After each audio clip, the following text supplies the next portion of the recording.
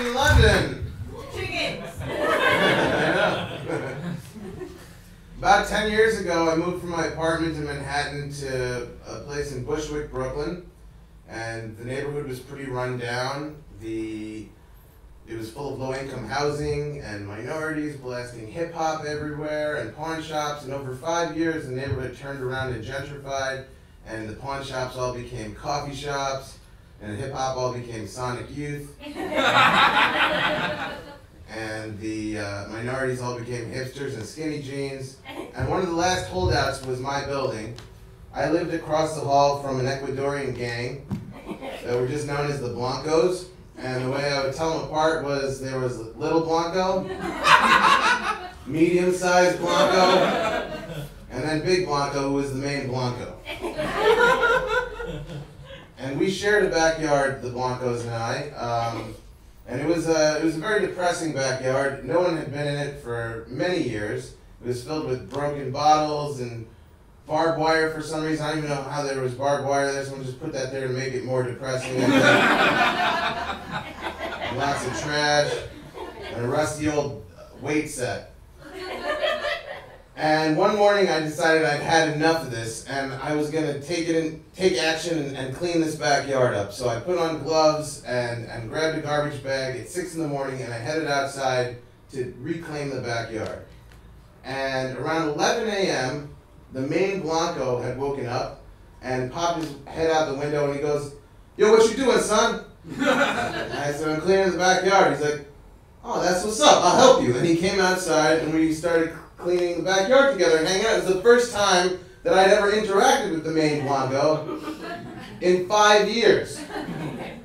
So he started telling me about his history, how when he was young he went to juvenile hall, because he may or may not have stabbed somebody, that's unclear. But he told me that he'd reformed and he did it through artwork, and now he was running a tattoo parlor out of his kitchen across the hall. Which explained a lot, you know? Like all the screaming at random times, and people leaving with bloody arms unexplained down the hallway. Questions were being answered, you know? It was good. So we're cleaning the backyard, and as the day goes on, people start popping their head out of their windows on the higher up floors in the building saying, "What, you cleaning the backyard?" "Yeah." And they were so excited, they're like, "I'm coming to help you." Everyone must have been so depressed looking at this backyard like I was. And the whole building came together, and we finished cleaning the backyard. It was like the Berlin Wall coming down, you know? Liberation was when we took the rusty weight set out, and that was the final. And everybody went back to their apartments except for me and the main Blanco, who went to a bar and had a few drinks and started hanging out and talking. And I said, "You know what would really make this backyard complete? Chickens." I was like, "We should probably get some chickens." And the main Blanco was like, "Yeah, that's a great idea, son. We gotta get some chickens." I'm like, "You're right. I'm done paying for eggs. Like, that's a big expense in my life." And we were really pumped up. He's like, "What are we gonna get them? Let's do it right now." I'm like, "I don't know. Maybe a live poultry shop. They usually advertise that they have chickens." So he's like, "All right, let's find one." And we ventured out into Brooklyn, and we found a live poultry shop, which was run by some Arabic dude. And we go in, and I'm like, "Hey, we'd like some chickens to go alive." And this guy's like, "My friend, we don't sell live chicken. It's illegal. We only weigh and fillet." I'm like, "So just weigh and don't fillet, you know?" He's like, "No, only weigh and fillet." I'm like, "Weigh and don't fillet." He's like, "Weigh and fillet." And Blanco like leans in, he's like, "Yo, screw this, man. We're gonna steal the chicken, all right? Keep it distracted." So I was thinking how to distract him. Brought up the movie Chicken Run. I was like, "You ever see it? You ever think about, is it possible, like, the chickens can conspire and try and leave here sometime? Is that a thought you've ever had?" He's like, "I don't know what you're talking about." And out of the corner of my eye, I see Blanco chasing a loose chicken around the shop in like this Benny Hill chase. So I'm like coming up with stuff. I go back to him, I'm like, "What's the most chicken you've ever sold in a day?" He's like, "What about these questions? How many chicken?" I'm like, "You must have thought of the chicken and the egg question. You're around chickens." And then he notices Blanco, goes, "What is your friend doing?" And Blanco's like, "Oh snap, we caught it, let's go!" And he bolts out of there. I don't think we really needed to run, but Blanco was very dramatic about it. And he just ran out with no chicken, and I followed him. And as soon as we get outside, there's some Spanish guy who's like leaning on the wall who overheard the whole thing, and he calls Blanco over as we're walking away. He's like, "Yo, primo, come here." And Blanco goes over and they start talking to each other in Spanish. He's like, "¿Ya conoces el pollo? ¿Ya conoces el pollo? Me dice que no sabe qué es el pollo." And Blanco's like, "Yeah, que sé que no puedo. ¿Qué quiero? Que siente, cabrón." And it loosely translated to something like, "I know a place where they do under-the-counter live chicken sales. And I'll tell you where it is." So, he gives Blanco the address, and Blanco and I head over to this other live poultry shop. And Blanco walks in with this swagger, because this is a Latino live poultry shop, so he like owns the place right away. He just walks in, he's like, "Yo, what's up?" And then once again, a little boy on, the guy's like, "C." And he just disappears. He comes back a minute later with the chicken, and then he's like, "Hey, you guys also want a rooster?" And he picks up this beautiful rooster. I don't know if you ever see a rooster up close, but they're magnificent. And we look at this rooster, we're like taken back, and Blanco's like, "Damn, that's an ill rooster." I'm like, "It is an ill rooster. That's a pretty great." So I'm thinking, you know what? We probably should get a rooster so we could have eggs, which is, as you've learned, the absolute wrong thing you want to do. Because they fertilize the eggs and then they're inedible. But I didn't know that, so I was like, "Yeah, let's get the rooster." So Blanco and I get the rooster and the chicken, and we name the rooster Juanito and the chicken Doña, and we start walking down Grand Boulevard, and we feel like $1 million. We're like, "We're going to be eating fresh eggs every day, son." I'm like, "Yeah, that's right." And I was like, "We should start selling them to all the hipsters in the neighborhood. They're going to love it. We feel like they're free range, they're organic. We'll call it the Brooklyn Egg Company, because if you put the word Brooklyn and company around anything, hipsters go nuts for it."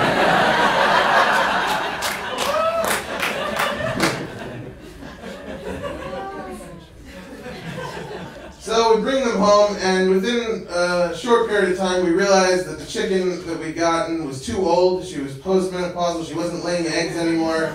And the rooster, from being in an enclosed dark space his whole life, had a broken internal clock, and he was going off at all times.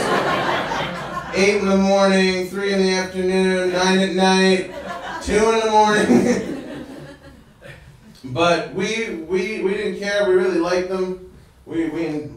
There were little signs that maybe some people in the neighborhood weren't thrilled about it. Like somebody changed their Wi-Fi name to "Shut Up Rooster."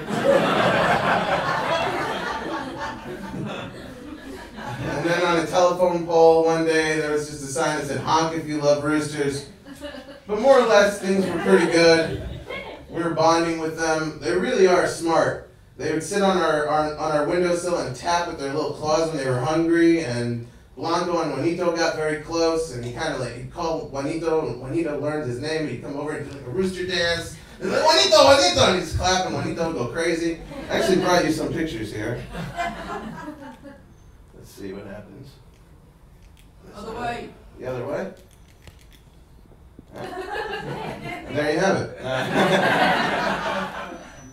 There we go. Yes? No? Now. No? Yeah. Yeah? That's nothing. Well, I hope you enjoyed that. Should we give one more try? There we go. There's Juanito, and there's Doña hanging out on the windowsill. And then feed them by hand, as you can see. That's Blanco and Juanito bonding.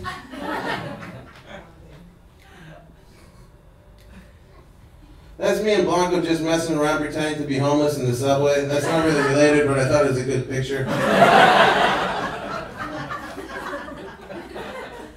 That's my dog Juno hanging out with Juanito. Juanito made friends with the dog too. And then actually the dog would follow Juanito everywhere.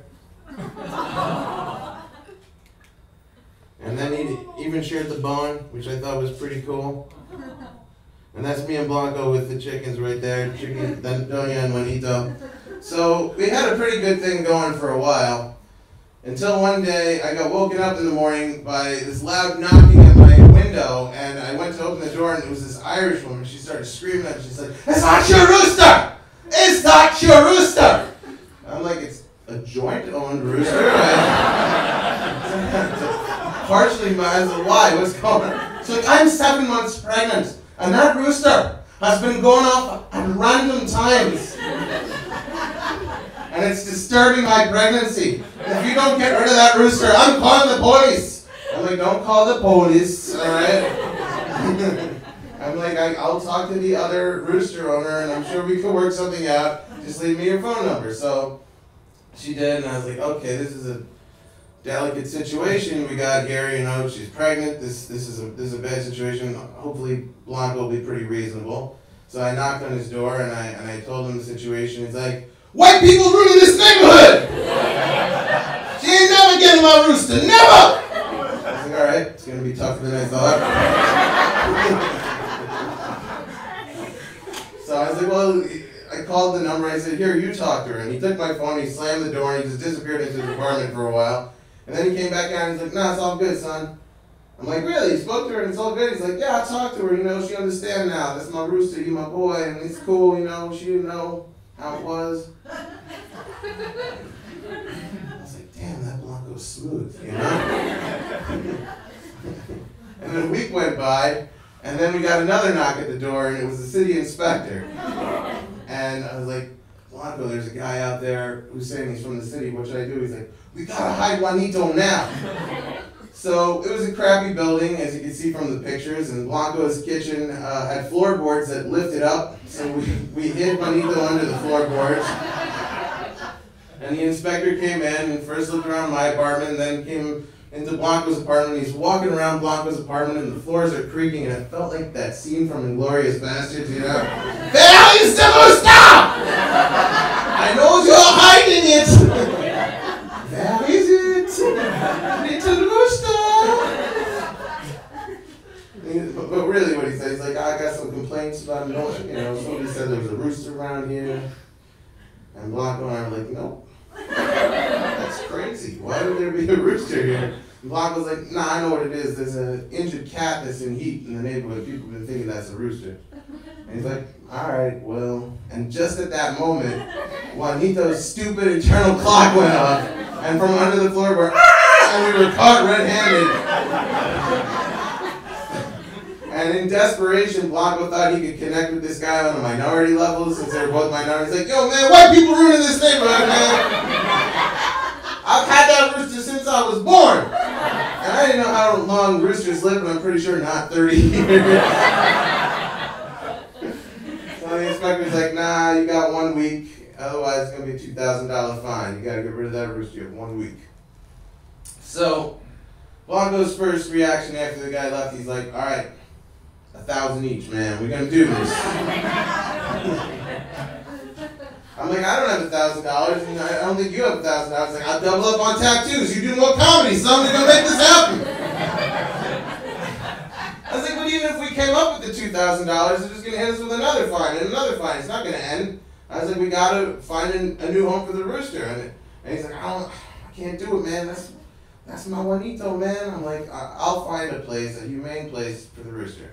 So all week, I'm calling up the ASPCA, the Humane Society, a place called Farm Rescue, which left me the best voicemail in return because I missed their call. I got a voicemail from someone who's like, hi, this is Sandy at Farm Rescue. We got your call and your message about Juanito. Sounds like a really special bird you got there. Unfortunately, we can't help you and take him because we literally have roosters coming out of our ears right now.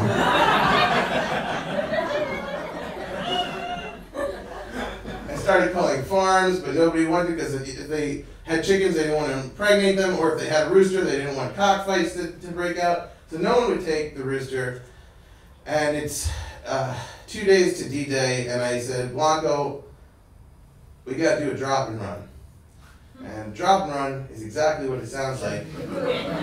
It's where we take the rooster to a farm and we drop it and we run. That was the plan.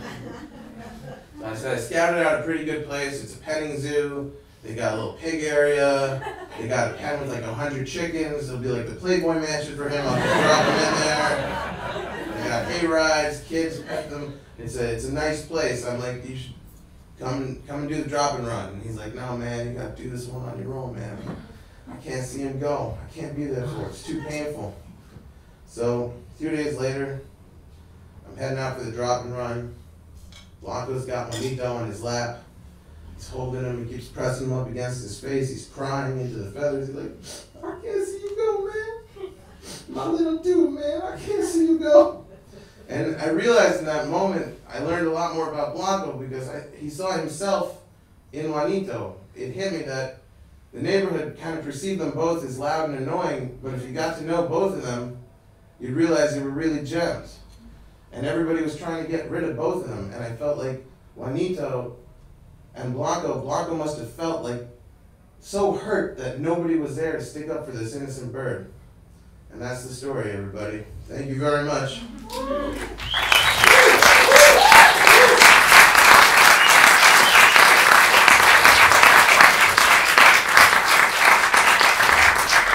The quick follow-up is the drop and run was successful.